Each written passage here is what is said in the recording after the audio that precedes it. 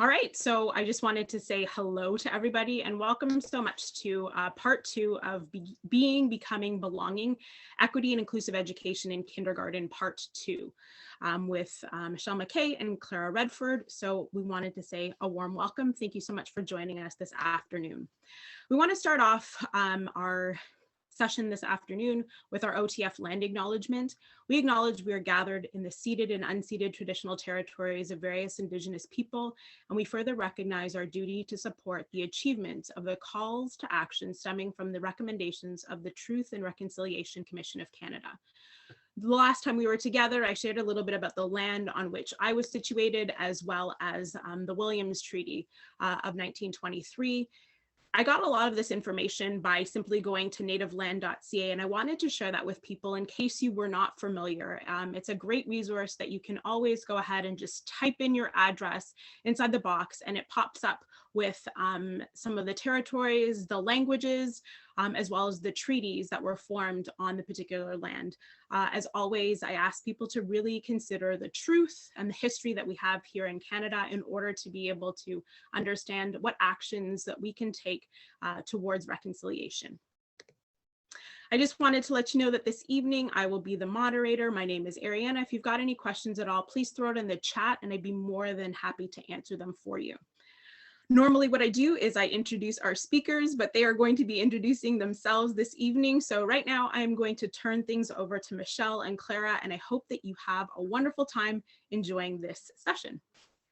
I'll stop sharing and you can take it away. Great. I'm just going to share my screen here.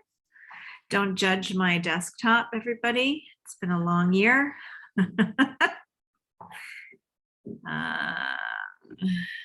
All right, and I'm just going to go back to the beginning. Sorry, I was at the end.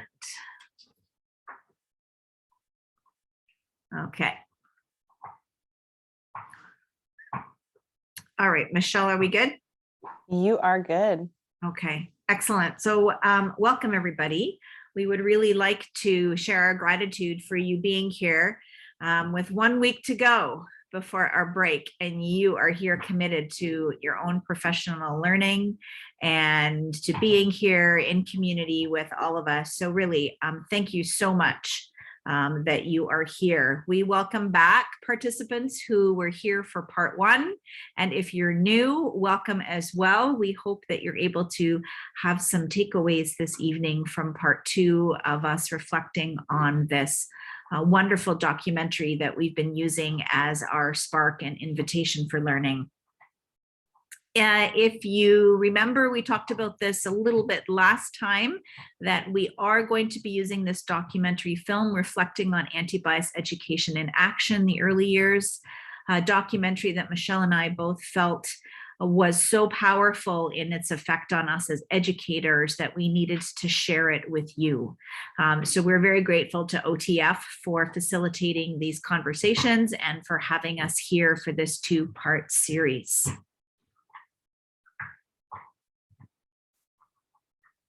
If you are on social media, we invite you to tweet about this evening with the hashtag OTFFEO. You can include those handles. Michelle and I are both on social media as well. We ask that you do not take photographs of the presenters or other participants during the webinar, nor share any links, videos, or photographs on social media that haven't been consented to.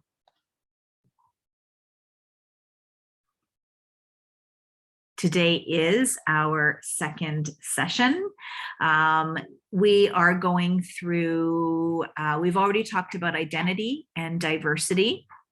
And today we are going to dive deep into justice and action or activism. And Klara, I'm just going to jump in quickly. If people are joining us this evening or watching this recorded webinar and did not attend the first session, it is archived on OTF's website should you want to access the recording of the first session. Awesome. Thanks, Michelle. Here we are. We're going to introduce ourselves just very quickly, and in case you forgot about us, since 2 weeks ago while we were here. My name's Klara. I go by the pronouns she and her. and I am here because I feel a necessity to continue to learn. I am a bit of a professional learning junkie myself, and I just am always learning. And through learning with educators like yourselves, being better for not just me as a professional, but for my students especially, and for the communities that I teach in. This is a little collage about a little bit about me and the things that are most important to me and my intersectional identity. I am an immigrant and a settler to these lands. I am a single parent to these lovely 3 children you'll see in this picture here. They're not children anymore, they're adults. Every time I say that, it makes me feel super old. Very grateful to be here with you this evening, to have a partnership with Michelle. And my big news is that I just rescued a 11-month-old French bulldog on Sunday. So I've been busy protecting all of my shoes. I'll turn it over to Michelle. Oh, I remember those days well. Maybe it still happens sometimes. Hi, everyone. My name is Michelle McKay. I use she, her pronouns. Wanted to sincerely thank everyone again. I know Klara did, but for being here this evening. We know that we're all approaching a break very shortly, and we're sure all ready and in need of that. These are some photos, as Klara mentioned, that represent a little tiny bit of who I am as a person. I am currently working as an ASD itinerant with the Peel District School Board. I spend a lot of my time thinking about how we engage young children, or our kindergarten students specifically, in acts of truth and reconciliation and what that looks like. And would have to say that Klara and I have spent a lot of time over the past year, and I'm very grateful for her professional and personal friendship, but engaging in conversations around how do we engage our youngest learners in equity work. We do have agreements for co-learning this evening. I'm not going to read through them all, but you can take a moment to look at those. And I'm going to turn it over to Klara in a minute, and I will share the full article in the chat. That's for anyone that's interested in reading more about the agreements and where they came from.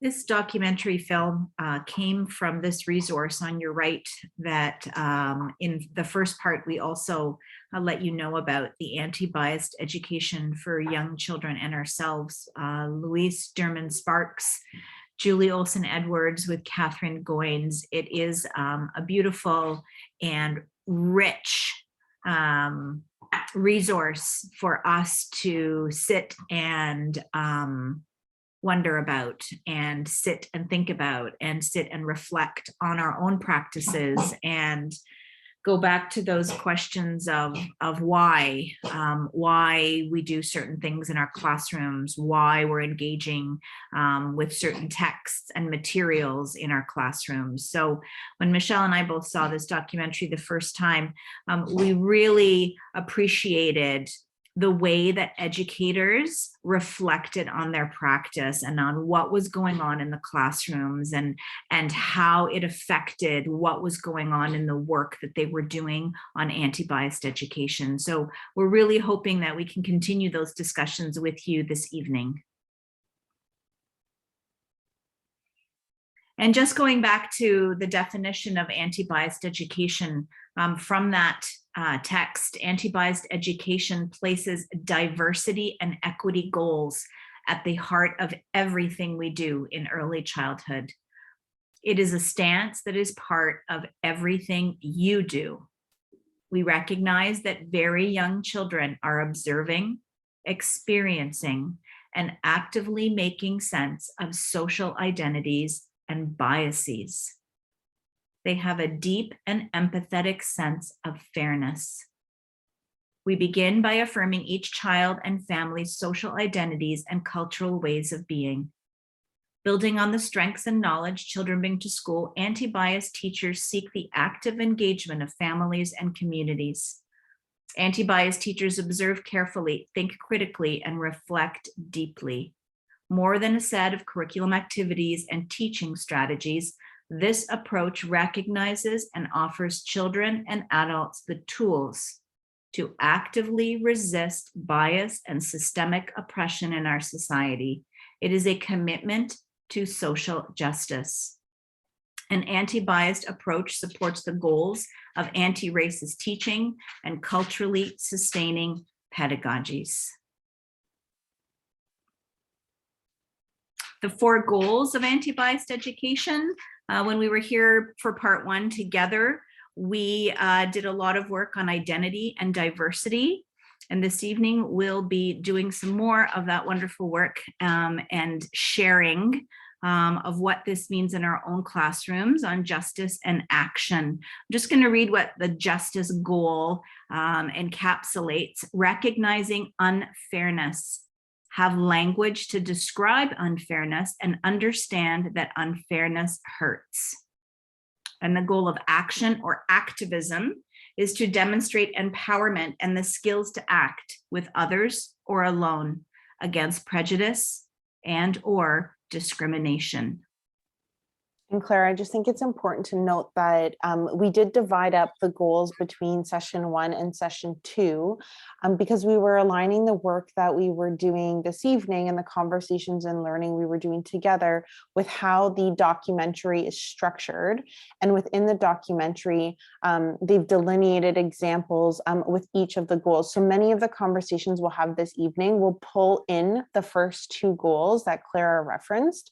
They're not separate entities. They do cross over, but the clips that we'll be showing you this evening do specifically align with those last 2 goals, but everything is intersected. We're just aligning it with the structure of the documentary to keep it consistent for the conversations that we're having. We wanted to start our conversations this evening with some reflections from the part 1 or the first part of the webinar series that we did. I am going to put a link in the chat for everyone just to re-access the checklist for assessing the visual materials in the environment. So you should be able to open that. And that was something that we shared at the end of the first webinar and asked people to use as a tool for engaging in some critical conversations and reflections about the physical environments or learning spaces that we are a part of, and also calling in our colleagues into the conversation around anti-bias education. So I've shared that out with everyone, and Claire's just pulling it up now so you can have a look at that. And it asks you some specific questions or places to reflect on, and asks you to rate kind of how you're doing with those areas as a not yet, something that you're still working on, or something that you think you do well in various areas of our early learning environments. So we're going to begin our time this evening with a bit of a reflection from the audit itself. You don't need to be concerned if you don't have it done or you're joining us for the first time this evening.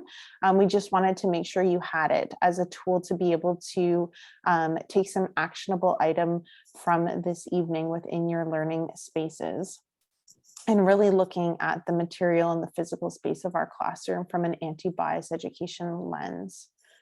So the first conversation that we're going to have this evening, or we're going to put you in breakout rooms in a moment and have some reflective questions. So the toys, materials, and equipment that you put out for children, the posters, pictures, and art objects you hang on the wall, and the types of furniture and how you arrange them all influence what children learn. What children do not see in the classroom teaches children as much as what they do see. When I read this quote, I also think back to the way that it's worded. So it says the toys, materials, and equipment you put out, the pictures and objects you hang on the wall, or the furniture and how you arrange them. I think as the educator, or as half of the educator team in our kindergarten classrooms or early years classrooms, it's important to us to reflect on who those learning spaces belong to and who's centered. So I think that there's some reflection needed on the fact that if you're the one making those decisions about material that's put out, how can we know that we co-construct our learning environment in kindergarten with children.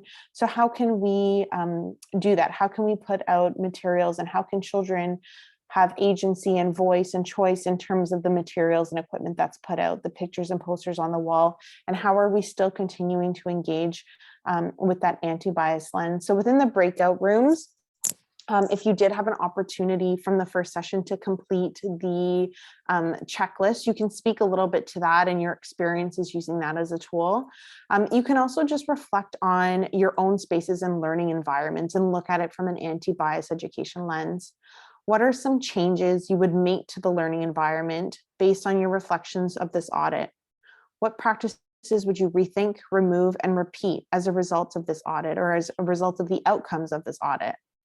You can also reflect on what has been working well and brought moments of joy to our learning environments, to ourselves, to students, as we observe students engaged in play.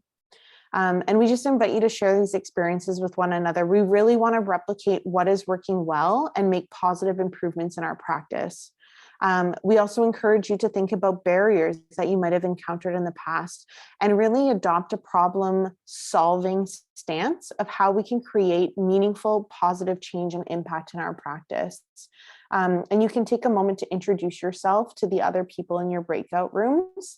Ariana is going to be opening up those shortly or momentarily, and you will be remaining. We're going to do 2 more breakout rooms this evening, and you'll have the same people in that breakout room each time. So take a moment to introduce yourselves. The breakout room is going to be about 10 minutes, and we're really reflecting on that critical stance of reflecting on our physical learning environments with children. Klara, did I miss anything? No, I think you got it all, Michelle. Way to go. The only other thing I would add, just as another aha, something to think about, that our physical spaces are not just those that are inside, but how are we also thinking about our outdoor learning environment as another extension to our indoor learning environment and the materials we are also using there.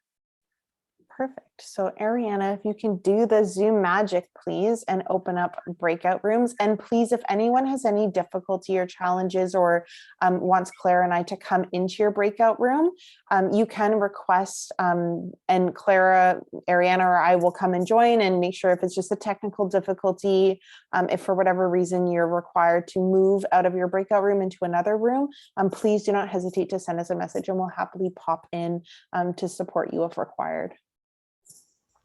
Okay, and breakout rooms are not being recorded, so I am actually going to pause this now. Hi, everybody. Welcome back. Are we all back now, Ariana? Yes, we're all back. Okay, awesome. Thank you.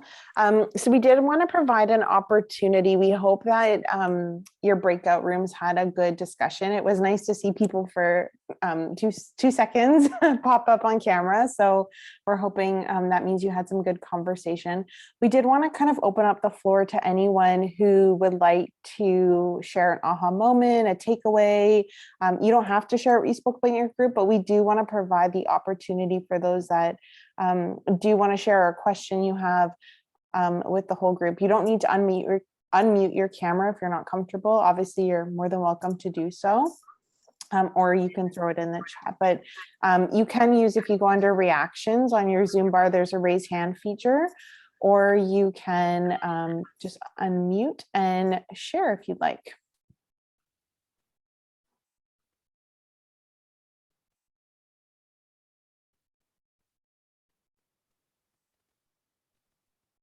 Take it away, Nikki. I was talking about the fact that I teach online. So I don't have a physical space, but in a way it's kind of nice because when you're doing an activity, we always say to our kids, just find what you have in your house. And it's amazing the creativity of the families. We were doing 3D skeletons and we were like, okay, use marshmallows and toothpicks or straws, and we were trying to give them lots of different ideas. And then when it came to actually seeing what they were doing, there was kids using grapes and other ones using cherries and some using pom-poms and some using straws and Play-Doh. It was like, it's fabulous. And the other nice thing is, because they're at home, you hear them speaking their home languages way more often with their families. And they're sort of once in a while teaching us words, which is nice because the whole class is sort of learning, and we've got many different languages in our class. So it's really cute, because the other day we had like a stay and play breakout room, and we popped in and one of the kids was teaching the other kids Spanish.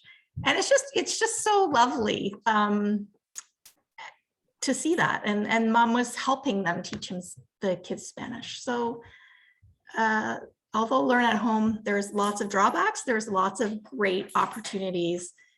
And the other thing I really like about it is when you're talking about holidays or different things, parents, so like we were talking about Hanukkah the other day, we can talk about it, we can read books about it, but one of our parents who celebrates Hanukkah sort of jumped on camera and told the kids really what it was all about. And it's so nice to have that authentic voice.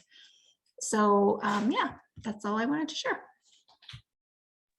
Thanks. Thank you, Nikki. Yeah, thanks so much, Nikki. I think that last year, and I'm also teaching online this year as well, I also found, and Michelle and I found, that was one of the, those beautiful opportunities for our students to engage with materials that were meaningful to them and that they could connect with. Perhaps materials in their home that formed part of their identities and were easily accessible to them, and just the things they were able to do with them in terms of manipulatives and using them for representing different stories and making and communicating. It was just a wonderful way. And yes, absolutely, the families were a big part of our online communities. I have a question around the use of food. I've attended a number of these workshops within my own school and region, and we were at one point emphatically asked not to use food, macaroni, marshmallows, as it was a disrespectful action in some way, shape, or form. I personally have never felt that way. I've used marshmallows for structures. I've used pasta for art. I am just very curious if there's a new philosophy around the use of food when building, playing, creating. So thanks, Karen, for your question. I think the conversation around the use of food is that we have, and Klara and I have both taught in neighborhoods where we are aware that students and people around the world, not just students in our school, but we did have students in our school that might come from homes that don't have food security. So for us to use those as manipulatives or within the classroom for learning, when there might be children in those spaces that don't have access or secure access to food within their lives, and what message that sends, or within the world, I think that's more of the conversation around really reflecting on the identities of students and children and people around the world. And then I think also reflecting on our social location and position and maybe our life experiences and how that might be similar or different, and how that might bring some bias to our perspective about how we approach situations or how we just see situations and the lens that we bring to those situations because of our lived experiences. So I'm no expert. I don't know if anyone else wants to chime in. Klara, if you have anything to add, but I think it's a critical reflection around food security and access, and what other materials might we be able to use to do those same learning experiences that aren't food or edible items. Perfect, thanks. Is there anyone else that wanted to share a bit of the conversation around your breakout rooms?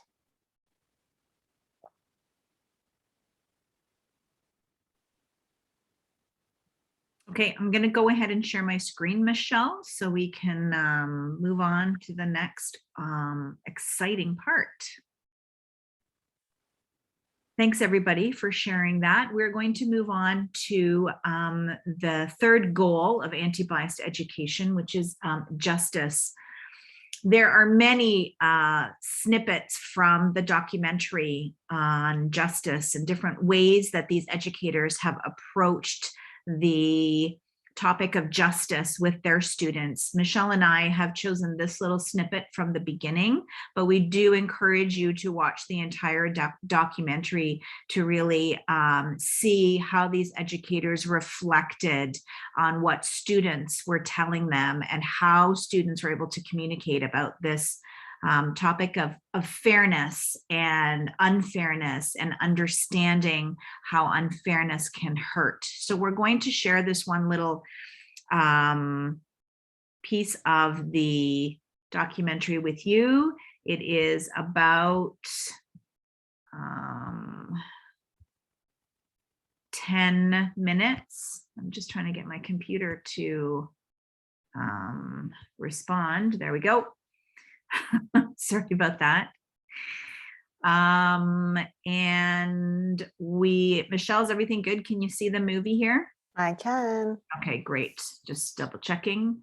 Sometimes radio silence. Okay, here we go. Justice. Okay, everyone, listen closely. So if you want to do this. And what's that trick called? It's called the wiggle. Because you're wiggling the board. Well, let her name it. It's her trick. We do encourage them to speak up for themselves. We're giving them and we're modeling for them stick up for yourself, you know. Don't let anyone push you around. You don't like it? Then that's what you need to tell them. Giving them, you know, that's what you got a voice for. Use it. Stand up, you know, even if it's you or if you see someone being mean to me or rude to me. Say something to them. What if we had a friend at our school that was in a wheelchair? Could they get on the balance board? Definitely no. Why not? Because the wheelchair would make it hard to stay on. Oh, so how could we make it so that they could play with us too? How could we could make a square one as big as the wheelchair on. From when I grew up and in the way I grew up, I probably would have gotten in trouble for asking, you know, or pointing to something and asking about it. Like even just something as simple as somebody being in a wheelchair, we would get shushed. I just do a trick on it. So what you're saying is we can make one of these big enough to put the wheelchair on. And then we glue it onto there.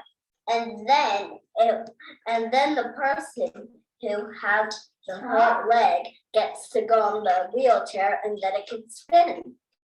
Wow. Well, that's a good idea to make one big enough. What do you think, Finn? If we had a friend in a wheelchair, how could we make it so that they could be on a balance board too? We could take off their wheels and make like. Their answers came so quickly, and it was like maybe while I was talking to Zara, Finn was thinking about it, but when they brought up building a platform, you know, to put the wheelchair on, and then one of them said something about stairs, and I was like, but if you're in a wheelchair, how can you get upstairs? And then Finn comes up with this idea about the ramp and just pushing them up the ramp. Climb up the staircase. Yeah, but if Zara, if they're in a wheelchair, how can they go up the stairs? Maybe we could go crutches. That's Crutches. That could be good for us to get on. Oh, yeah! Yeah? Well, okay, wait. Well, how could we get up the ramp? How could we get up the ramp? For them to figure out a way for somebody who couldn't do what they could do with their legs, but even if there was the challenge of the wheelchair, they figured out a way that, hey, this person can play too. Yeah. So you can go up the ramp and then you can sit on it and do lots of tricks. Finn, I really like your drawing. Thanks. The invention that you told me about for the wheelchair, do you think you could make a picture to show me what it would look like, the platform? The wheelchair goes up, then here's the platform that can move around, so then they move around on it. and someone breaks off the ramp. They're pretty thoughtful and empathetic, and the way they just came up with those ideas was like, oh yeah, they can do it too. It was none of that, well, they just can't do it. That never came up.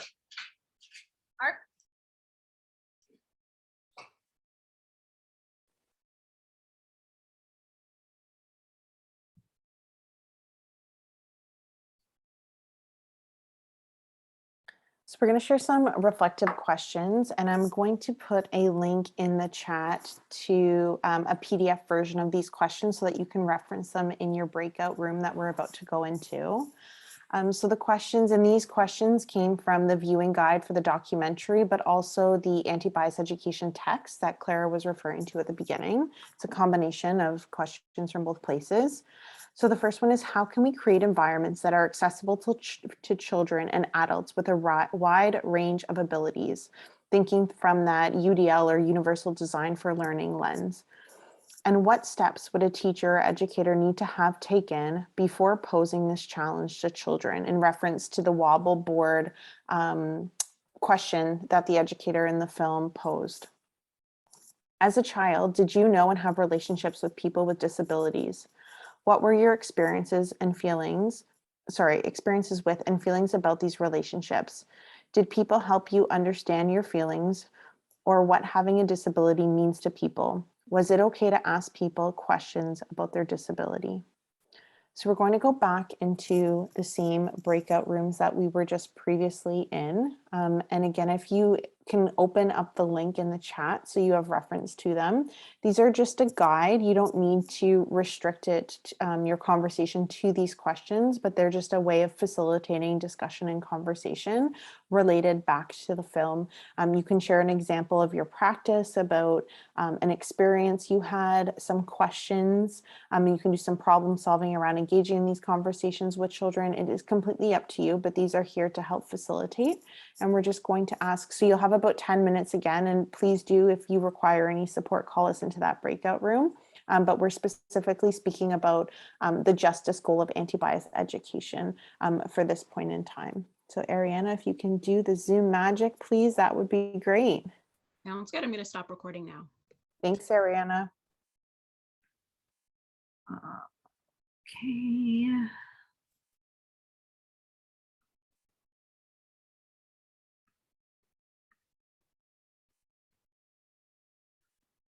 All right, we hope that can you hear me, Michelle? Yes, you are good, and I can see your screen. Okay, great. We hope you had some meaningful discussions around this topic. It's definitely something I could reflect on for a while, having been in the kindergarten classroom for a long time, and come across students who have a lot of questions about this as well, and how we communicate with each other about it. So I hope you took away some good discussions.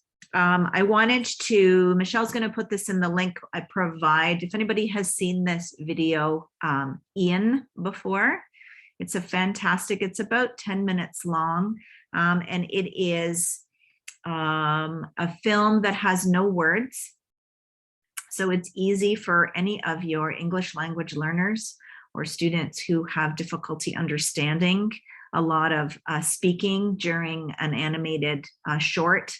And it really is an opportunity to engage in discussion about how there is inequality in our world and what we can do in terms of thinking about fair and unfair in situations that we come across every single day. And this is about a boy in a wheelchair who just wants to play with friends in the park.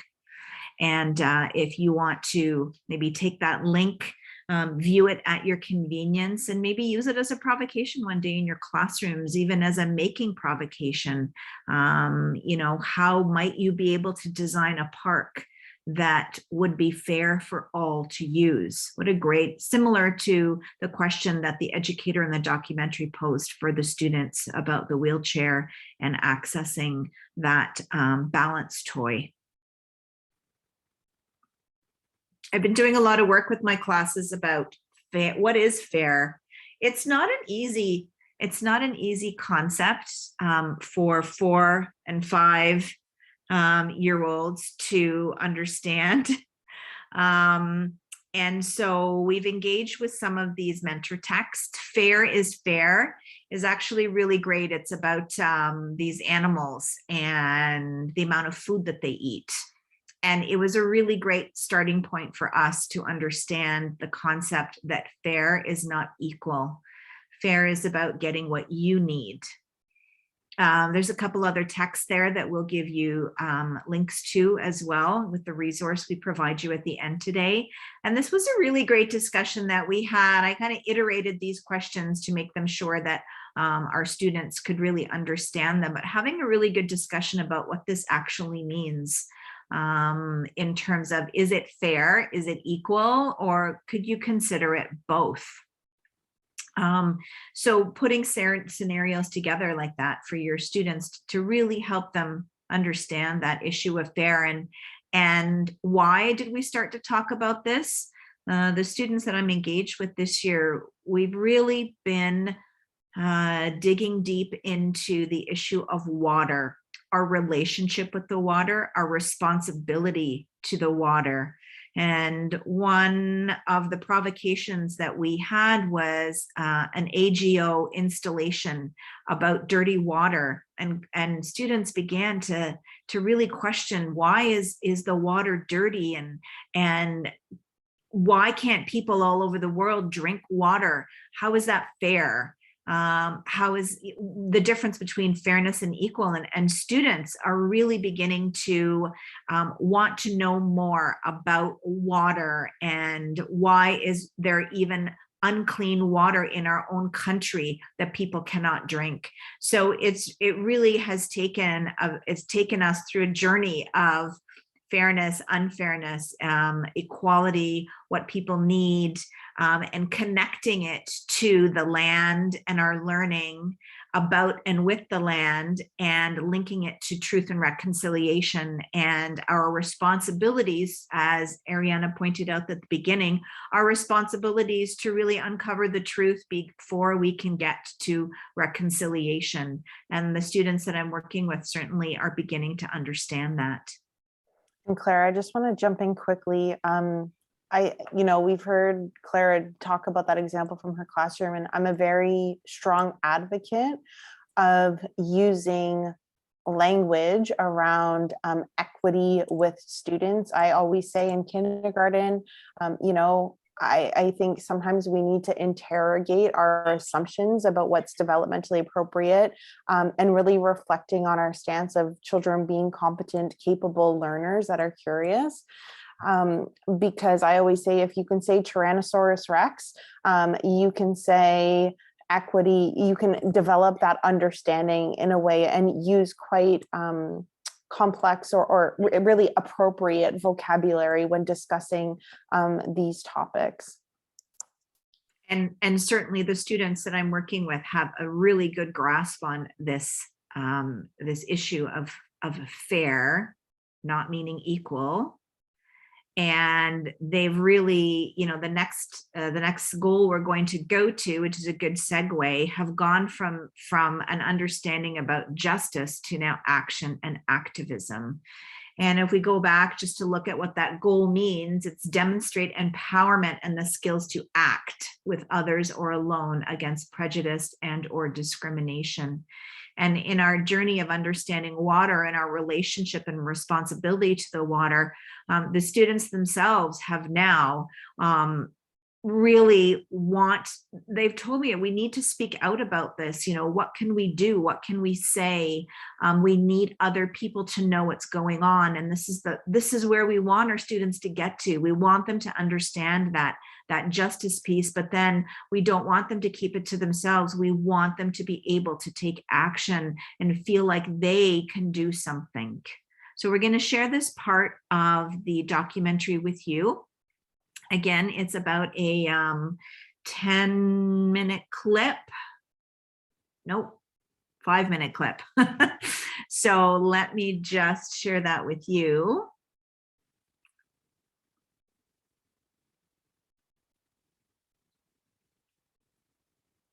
Can you see the screen, Michelle? Yep. You're good.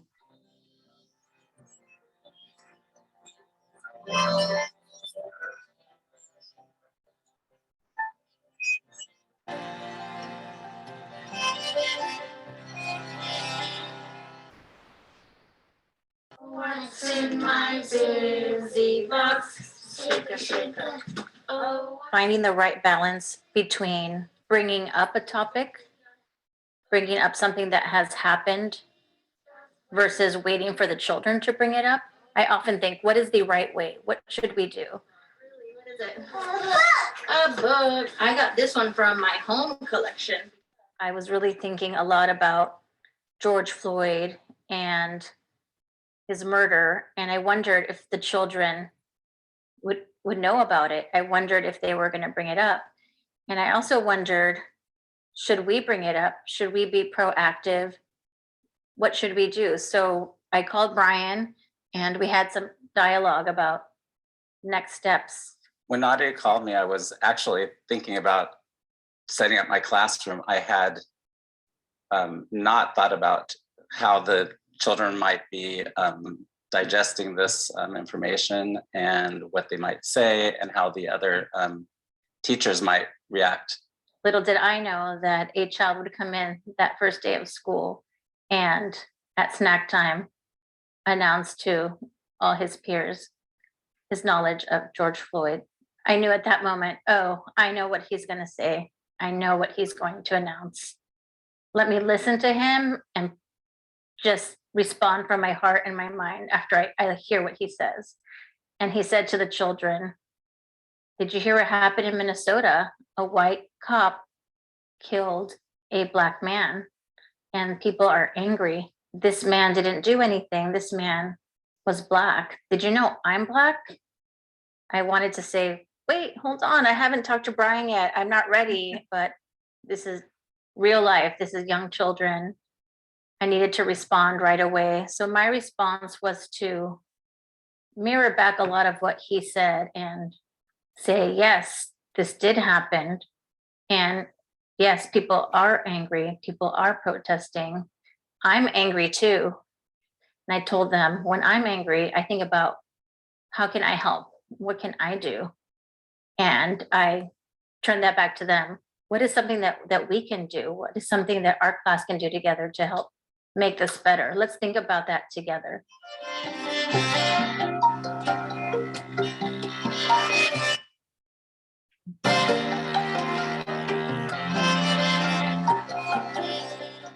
First thing I thought about is, okay, I need to tell the families what happened. I need to tell them how the children responded. I need to tell them how I responded. I need to explain to them why I responded in this way. I want to invite them to participate. How are you talking at home about this? Has it come up at home?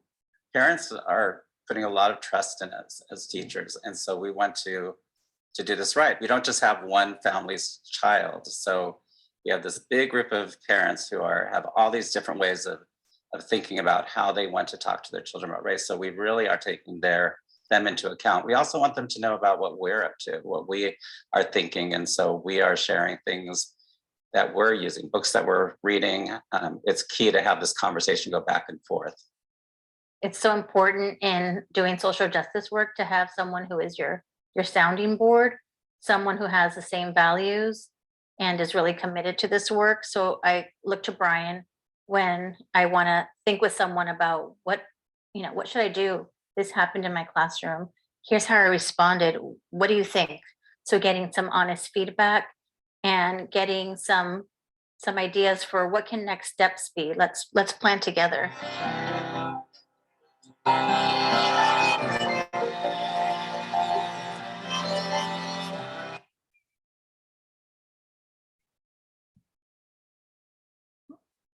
Give me one sec here.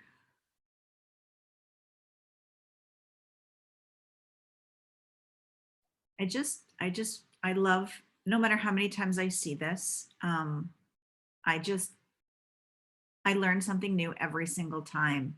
And when I see the educator and she's like, and this topic came up in her classroom, and then she reflected and said, but wait, I'm not ready to talk about that with the class. I'm not ready, but the students are ready. The students are ready. They want to talk about it. They want to be able to engage together because they want to deepen their understanding. They want to ask questions. They want to seek a safe place to talk about these things. And I think that sometimes we hesitate because we think maybe they're not old enough, or they're not ready enough, and sometimes maybe we need to reflect on our own stance there. Maybe it's because I'm not ready. And I love that relationship that she has with her education partner to be able to talk about those things. It's so beautiful. And that leads us perfectly, Klara, into our first reflective question, which is, how do you decide what is appropriate for teachers to bring up and provoke rather than waiting for children to bring it up, or organic versus intentional provocations? How do you engage in critical conversations with other educators around discussions and learning about anti-bias education? How is fairness and unfairness in anti-bias work different than other types of fair, unfair in early childhood? And how can we engage in inquiry with our students that will lead them to wonder about action and activism? And how do we know what is important to students and leading to their own desire to take action? And I'm going to put a link of a PDF of these questions into the chat. Again, you can just use them as a guide. I think we could all talk for an hour and a half just about one of these questions. So I hope you do have some fruitful conversation, and this will be our last breakout room, and then we're going to come together, share some resources, and have some concluding thoughts together. So we'll ask Ariana to once again open up the breakout rooms, please. Thank you.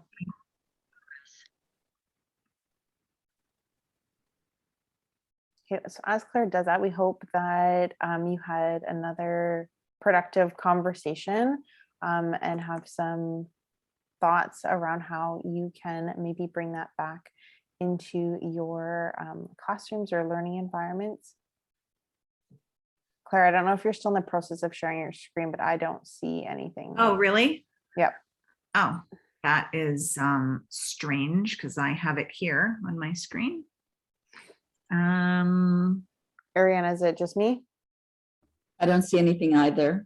Perfect. Okay. And I always wonder, I'm always like, maybe it's just me.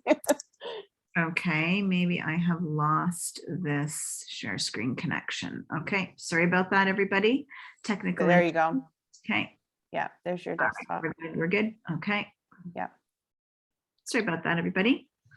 So reflecting on this two-part series, we started with looking at the first two, identity, demonstrating self-awareness, confidence, family pride, positive social identities, and diversity, today, justice and action.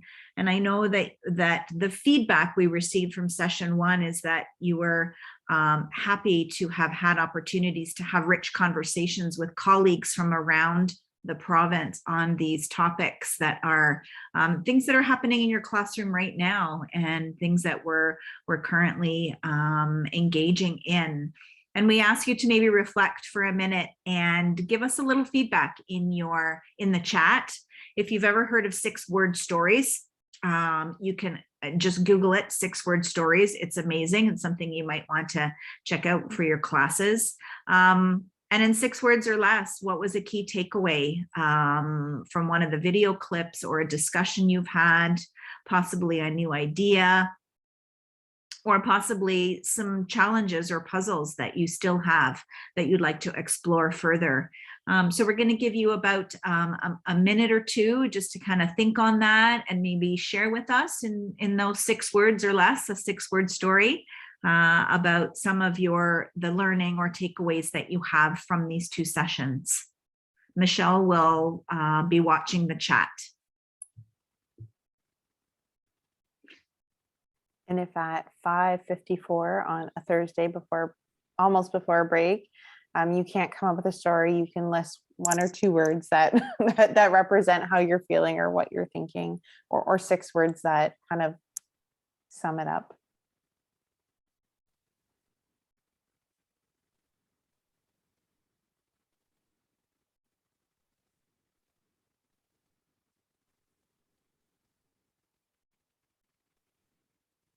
Anything is possible for a kindergartner. Don't be afraid of big conversation, and more work needs, all in capital letters, Klara, to be done. Mm-hmm. Claire and I were just saying during breakout rooms that I feel that this film, this book, these conversations could be had and will continue to be had over and over again, but how important it is, and definitely less talking, more listening, budget cutbacks, take away kindergarten students can make sophisticated solutions, be aware of social justice issues. Klara, there are many, many, many thoughts that I'll let people read around bias, and yeah, a lot of good takeaways in the chat that I encourage people to look over. And thank you everyone for sharing your 6-word stories. Thank you, everybody. We're just going to end the evening letting you know that there are some additional considerations, frequently asked questions that you might have yourselves that are in the guide to watching this film that we're going to give you the link to. Lots of questions that you might have talked about in the breakout rooms. And it's an opportunity for you to continue to kind of engage with this, possibly share this with your team at your school, possibly share this with your school board, possibly share it with your early years coordinator if you have one, or kindergarten coordinator.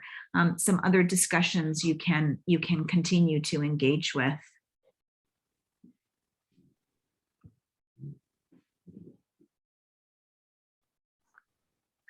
Michelle is going to share out this resource. Done.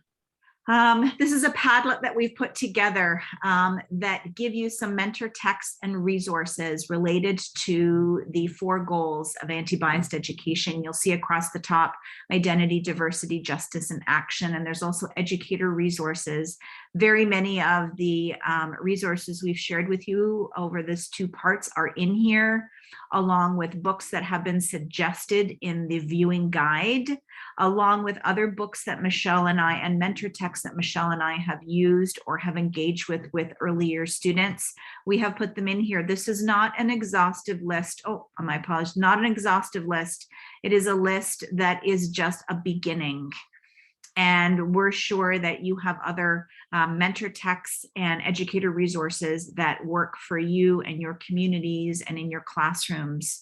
We encourage you to continue to share those with others. Don't keep them to yourselves. Please continue to share those with others. Even share them out on social media if you have access to that.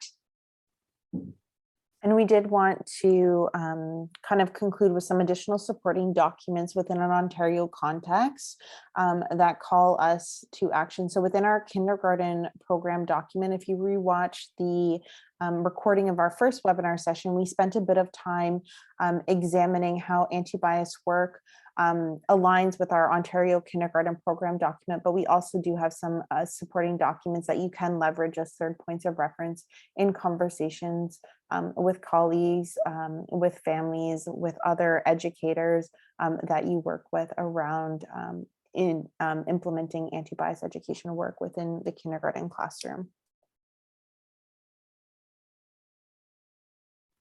That's going to be the end of our part in this webinar. I'm going to turn it over to Ariana.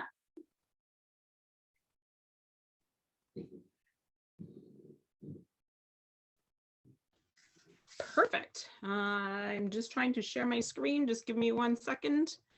I don't think it popped up. So Klara, No. do you mind stopping to share your screen for a second for me? Let's try it again and let's see how it goes. It's been fun. There we go. Perfect. All right. So we just wanted to say thank you so much for joining us tonight for part 2 of this incredible webinar series. We hope that you had some really great conversations within your breakout rooms. I know not a lot of times, is carved out in our days to be able to collaborate with colleagues and to have these really important conversations. So we hope that tonight was of value to you. Tomorrow, what you're going to be receiving is the link to an evaluation form for this webinar, and I'm also going to be able to put it in the chat for you in case you've got a few minutes now to be able to fill that in. We're also going to be able to get some of those resources that were shared this evening from Michelle and Klara so that those will be available to you. And you'll also receive the link to the archived version of this webinar.